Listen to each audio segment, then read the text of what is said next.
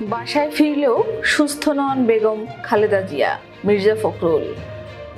বাসায় ফিরলেও খুব একটা সুস্থ নন তিনবারের সাবেক প্রধানমন্ত্রী বেগম খালেদা জিয়া।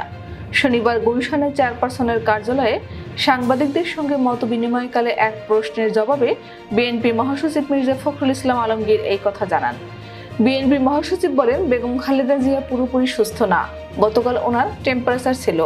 উন্নত চিকিৎসার জন্য খালেদা জিয়াকে কবে বিদেশে নেওয়া হবে এমন প্রশ্নের জবাবে মির্জা ফখরুল বলেন, বেগম জিয়াকে ডাক্তাররা এখন পর্যন্ত ফিট টু ফ্লাইং এটা মনে করছেন না, সেজন্য বিদেশে যেতে বেগম জিয়ার বিলম্ব হচ্ছে।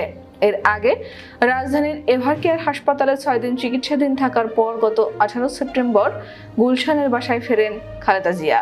তার মেডিকেল বোর্ড হাসপাতাল থেকে ছাড়পত্র দিলেও বাসায় চিকিৎসকদের নিবিড় পর্যবেক্ষণে থাকতে হবে সাবেক প্রধানমন্ত্রীকে।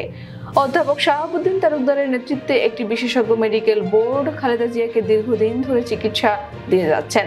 লিভার সিরোসিসে আক্রান্ত বিএনপির চেয়ারপারসনের রক্তনালীতে অস্ত্রোপচার করা হয় গত বছরের 27 অক্টোবর।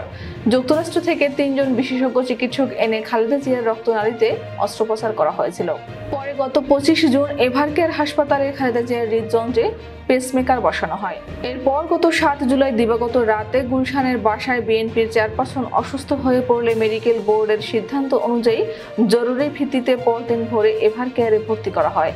এরপর 21 আগস্ট হাসপাতাল থেকে তিনি বাসায় ফেরেন। এর আগে গত 12 সেপ্টেম্বর রাতে বিএনপির চেয়ারপারসনকে এভারকেয়ার হাসপাতালে ভর্তি করা হয়েছিল।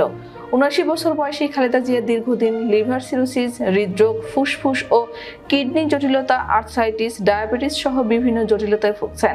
2018 সালের 8 ফেব্রুয়ারি জিয়া অরফানেজ ট্রাস্ট মামলায় সাজা হলে কারাগারে যেতে হয় সাবেক প্রধানমন্ত্রী খালেদা জিয়াকে। পরে জিয়া চ্যারিটেবল ট্রাস্ট মামলাতেও তার সাজার রায় আসে। দেশে করোনা ভাইরাস মহামারী শুরুর পর বেগম খালেদা জিয়ার পরিবারের আবেদনে তাকে গত বছর 25 মার্চ নির্বাহী আদেশে সাময়িক মুক্তি দেয় সরকার। তবে তাতে শর্ত ছিল তাকে দেশেই থাকতে হবে। কারাগার থেকে বেরিয়ে খালেদা জিয়া ওঠেন গুলশানের বাসা ফিরে যায়। বিগত কয়েক বছর ধরেই হাসপাতাল আর বাসা এ নিয়েই চলছে তার জীবন।